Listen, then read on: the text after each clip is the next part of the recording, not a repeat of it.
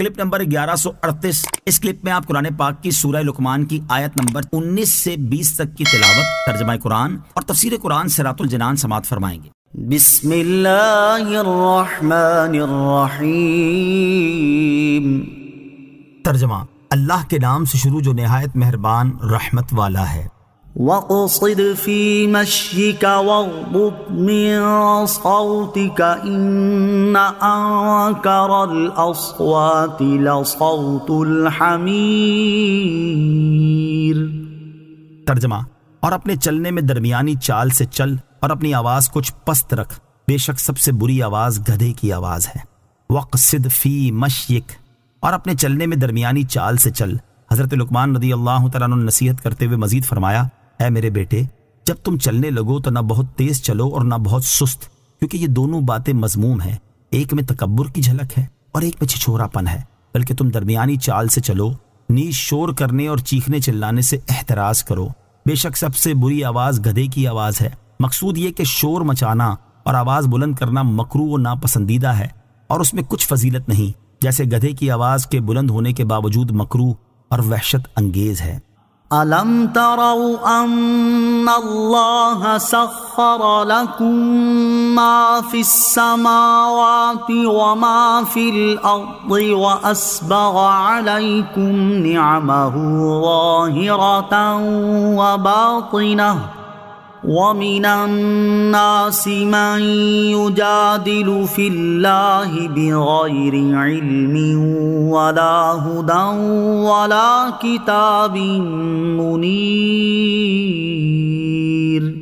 ترجمہ، کیا تم نے نہ دیکھا کہ جو کچھ آسمانوں اور زمین میں ہیں سب کو اللہ نے تمہارے لیے کام میں لگا رکھا ہے، اور اس نے تم پر اپنی ظاہری اور باطنی نعمتیں پوری کر دیں، اور کچھ لوگ اللہ کے بارے میں جھگڑتے ہیں حالانکہ انہیں نہ علم ہے اور نہ عقل اور نہ کوئی روشن کتاب۔ الم ترو، کیا تم نے نہ دیکھا؟ اس سے پہلی آیت میں حضرت لقمان رضی اللہ تعالیٰ عنہ کی ان نصیحتوں کا بیان ہوا جو انہوں نے اپنے بیٹے کو فرمائیں، اور اب یہاں سے وہ نعمتیں ذکر کی جا رہی ہیں جن سے اللہ تعالیٰ کی وحدانیت اور قدرت پر استدلال ہوتا ہے۔ چنانچہ ارشاد فرمایا کہ اے لوگو، کیا تم نے نہ دیکھا کہ جو کچھ آسمانوں میں ہے جیسے سورج، چاند اور ستارے، اور جو کچھ زمین میں ہے جیسے دریا، نہریں، کانے، پہاڑ، درخت، پھل، چوپائے وغیرہ، ان سب کو اللہ تعالیٰ نے اپنی کامل قدرت سے تمہارے لیے کام میں لگا رکھا ہے، جس کے نتیجے میں تم آسمانی چیزوں سے نفع اٹھاتے اور زمینی چیزوں سے فائدے حاصل کرتے ہو۔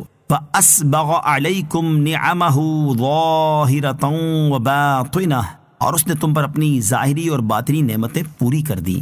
یہاں ظاہری اور باطنی نعمتوں سے کیا مراد ہے؟ اس کے بارے میں مفسرین کے مختلف اقوال ہیں، جن میں تطبیق یوں ہو سکتی ہے کہ مختلف افراد کو مختلف نعمتیں عطا کی گئیں۔ ان مختلف اقوال میں سے 6 قول سماعت کیجیے۔ نمبر 1، حضرت عبداللہ ابن عباس رضی اللہ تعالیٰ عنہما فرماتے ہیں، ظاہری نعمت سے مراد اسلام اور قرآن ہے، اور باطنی نعمت یہ ہے کہ اللہ تعالیٰ نے تمہارے گناہوں پر پردے ڈال دیے، تمہاری پوشیدہ باتیں نہ کھولیں اور تمہیں سزا دینے میں جلدی نہ فرمائی۔ نمبر 2، ظاہری نعمت سے مراد اعضاء کی درستی اور صورت کا حسن ہے، اور باطنی نعمت سے مراد دل کا اعتقاد ہے۔ نمبر 3، ظاہری نعمت سے مراد رزق ہے، اور باطنی نعمت سے مراد حسن خلق ہے۔ نمبر 4، ظاہری نعمت سے مراد شرعی احکام کا ہلکا ہونا ہے، اور باطنی نعمت سے مراد شفاعت ہے۔ نمبر 5، ظاہری نعمت سے مراد اسلام کا غلبہ اور دشمنوں پر فتح یاب ہونا ہے، اور باطنی نعمت سے مراد فرشتوں کا امداد کے لیے آنا ہے۔ نمبر 6، ظاہری نعمت سے مراد رسول کریم علیہ الصلوۃ والسلام کی پیروی ہے، اور باطنی نعمت سے مراد ان کی محبت ہے۔ یہ تو چند نعمتیں ہیں، ورنہ اللہ تعالیٰ کی نعمتیں تو اتنی کثیر ہیں کہ انہیں شمار ہی نہیں کیا جا سکتا، جیسا کہ اللہ تعالیٰ ارشاد فرماتا ہے، وَآتَاكُم مِّن كُلِّ مَا سَأَلْتُمُوهُ وَإِن تَعُدُّوا نِعْمَةَ اللَّهِ لَا تُحْصُوهَا۔ ترجمہ، اور اس نے تمہیں وہ بھی بہت کچھ دے دیا جو تم نے اس سے مانگا، اور اگر تم اللہ کی نعمتیں گنو تو شمار نہ کر سکو گے۔ تو کیا یہ نعمتیں اللہ تعالیٰ کی وحدانیت کی معرفت حاصل کرنے کے لیے کافی نہیں؟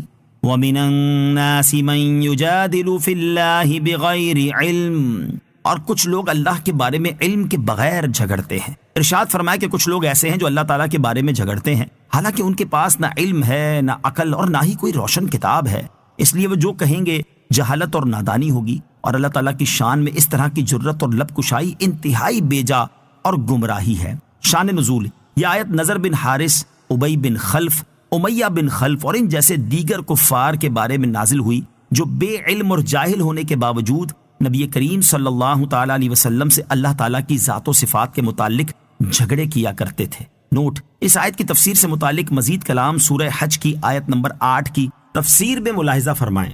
یہاں جو بات نہایت اہم ہے وہ یہ ہے کہ عقائد میں کلام کرنے کو لوگوں نے بہت آسان سمجھ رکھا ہے، اور اگر عوام میں بیٹھ کر دیکھیں تو پتہ چلتا ہے کہ میڈیا کی وجہ سے لوگوں نے جیسے سیاست و ریاست کے ہر مسئلے پر کلام کرنے کو اپنا حق سمجھ لیا ہے، اسی طرح دین، اسلام، قرآن، ایمان، آخرت اور خدا کے بارے میں بھی بے سوچے سمجھے بس اپنے دماغ میں اپنی کوئی من پسند یا سنی سنائی بات بٹھا کر کلام کر لینے کو آسان سمجھ لیا ہے۔ یہ نہایت خطرناک روش ہے۔ سیاست وغیرہ میں لوگ مختلف نقطہ ہائے نظر رکھ سکتے ہیں، لیکن عقائد اور دین کا معاملہ ایسا نہیں ہے۔ وہاں متعین طور پر وہی عقیدہ رکھنا فرض ہے جو قرآن و حدیث میں آیا ہے اور جسے امت مسلمہ نے اپنایا ہے۔ اس لیے ایمان کی حفاظت اسی میں ہے کہ عقیدے کے معاملے میں کوئی بھی شخص اپنی ذاتی رائے ہرگز نہ دے، بلکہ کوئی بات ہو تو فوراً یہی کہے کہ میرا عقیدہ وہی ہے جو قرآن و حدیث میں بیان ہوا، اور میں اپنی رائے سے نہ کوئی بات کہنا چاہتا ہوں اور نہ امت مسلمہ سے ہٹ کر کسی کی رائے سننا چاہتا ہوں۔ علماء اور مفتیان کرام سے مسائل پوچھنے والوں کو نصیحت۔ اس آیت سے معلوم ہوا کہ علم کے بغیر